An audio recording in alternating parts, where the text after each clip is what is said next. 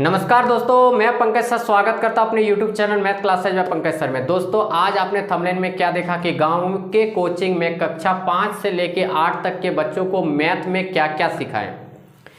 दोस्तों आप चाहते हैं कि आपका भी गांव का कोचिंग हमारे जैसा ग्रो करे, हमारे जैसा स्टूडेंट एकदम भर भर के बैच में रहे, तो अभी तक आप हमारे चैनल से नहीं जुड़े तो चैनल को सब्सक्राइब कर दीजिए। आज का वीडियो एकदम मज़ेदार वीडियो रहने वाला है और बेल आइकन को भी प्रेस कर दीजिएगा ताकि जब भी नया वीडियो डाले तो आपके पास नोटिफिकेशन पहुंच जाए। तो चलिए दोस्तों हम लोग टॉपिक को स्टार्ट करते हैं। सबसे पहला बात, हम लोग के जहन में ये चीज़ चलते रहता है और जब गांव में कोचिंग ओपन कर देते हैं और दिमाग में एक ही चीज़ चलता है कि आखिर बच्चों को पढ़ाएं तो पढ़ाएं क्या, सिलेबस सेट करें तो सेट करें क्या।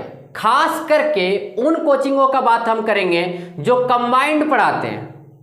जो कंबाइंड का मतलब समझिएगा, 5 का भी बच्चा मिला हुआ है, 6 का भी मिला हुआ है, 7 का, 8 का, इस तरह से मिला हुआ है। उन कोचिंगों का आज हम इंफॉर्मेशन देंगे, आज हम उनके बारे में बताएंगे कैसे आपको क्या क्या पढ़ाना है, कौन से टॉपिक को पढ़ा दीजिएगा मैथ में जो बच्चे एकदम भर भर के आएंगे, आपका सारा टेंशन खत्म हो जाएगा। तो दोस्तों आप देखिए जितना चैप्टर हम बताएंगे और आपसे हम बोलना चाहते हैं क्या कि बैकग्राउंड में मेरा सारे चैप्टर का फिगर भी आएगा, वहां से आपको बहुत कुछ सीखने को मिल जाएगा कि हाँ ये चैप्टर का इस टाइप से क्वेश्चन रहता है।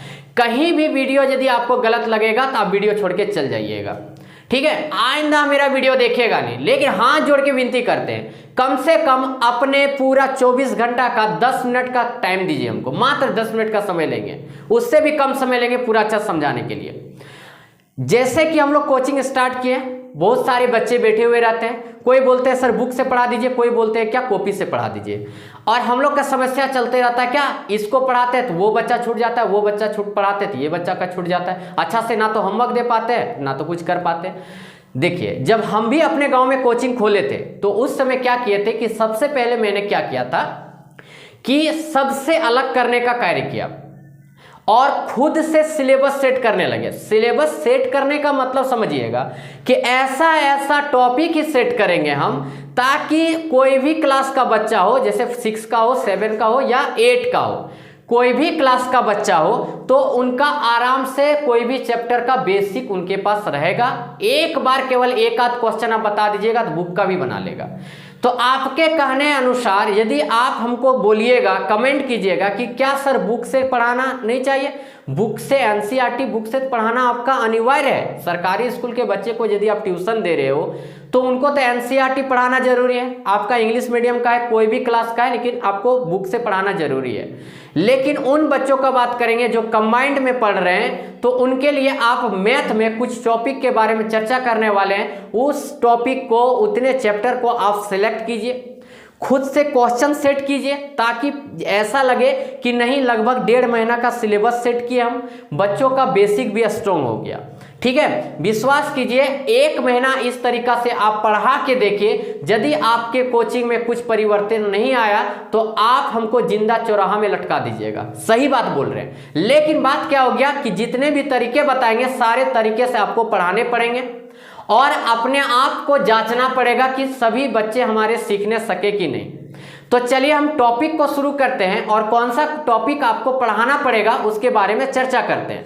सबसे पहला हम बात क्या करेंगे कि बच्चों में सबसे पहले आप क्या कीजिए कि प्लस और माइनस का चीज सिखाइए। प्लस और माइनस का सिखाना बहुत जरूरी है। जैसे 2 माइनस में रहा तो माइनस का साइन देगा, आपस में जुड़ जाएगा। -2 और -4 रहा तो -6 हो जाएगा। -2 + 4 रहा तो 2 आ जाएगा। लेकिन यही फिर आपका रह जाएगा क्या कि 2 और -4 रहेगा तो -2 आएगा। इस टाइप से आपको क्वेश्चन सबसे पहले बच्चों को सिखाना पड़ेगा। प्लस माइनस जैसे ही हो गया आपको उसके बाद तुरंत आप क्या कीजिए कि बोर्ड मास के लगभग नहीं तो 100 क्वेश्चन आप सेट कर लीजिए और उससे 10 टेस्ट पेपर सेट कर लीजिए, ठीक है। हाथ से लिख लिख के कीजिए कि चलो बोर्ड मास का सिलेबस था तो बोर्ड मास में इतने क्वेश्चन हमको बच्चों को पढ़ाना है। एकदम बोर्ड मास में 0 लेवल से स्टार्ट कीजिए, जैसे कि आपको बैकग्राउंड में 0 लेवल का कुछ क्वेश्चन दिख रहा होगा। इस टाइप से क्वेश्चन को आप स्टार्ट कर दीजिए पढ़ाना और धीरे धीरे धीरे धीरे लेवल अप करते जाइए। बोर्ड मास का सारे रूल तरीका बढ़िया से बच्चों को बता के।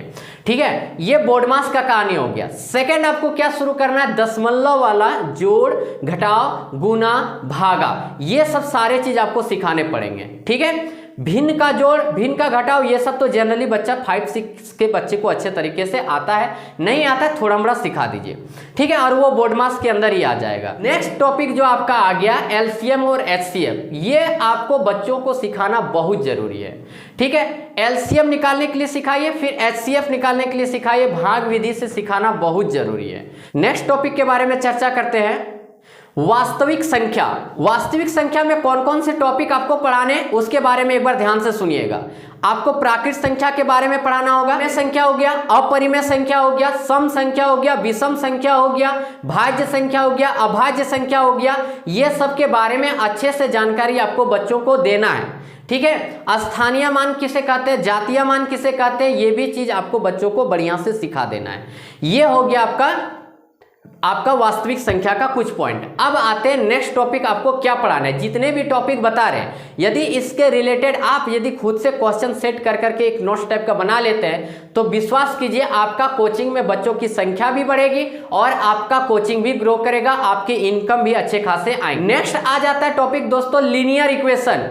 ठीक है, लीनियर इक्वेशन का क्वेश्चन को सॉल्व करवाना बहुत जरूरी है, जिसमें आप बोल सकते हैं क्या, जैसे x का वैल्यू निकालने के लिए जैसे LHS साइड से RHS साइड जाता है प्लस रहता है तो माइनस हो जाता है, माइनस रहता है प्लस हो जाता है, इनटू रहता है तो डिवाइड हो जाता है, डिवाइड रहता है तो जाके मल्टीप्लाई हो जाता है। ठीक है, ये सब चीज आपको जरूर सिखाना है लीनियर इक्वेशन का।